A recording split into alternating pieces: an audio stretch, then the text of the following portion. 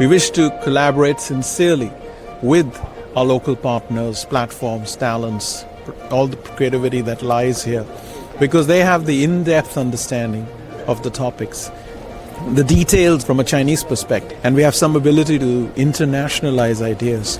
If we collaborate in this sincere way, if we come together with this slightly different approach but work together, bring our different mindsets with sincerity and trust, then this kind of collaboration will in its own time lead to the kind of opportunities and new kind of opportunities in the future.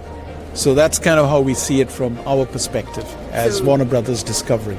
Recently we concluded a project over the last year plus with Waiwunju called IP Plan.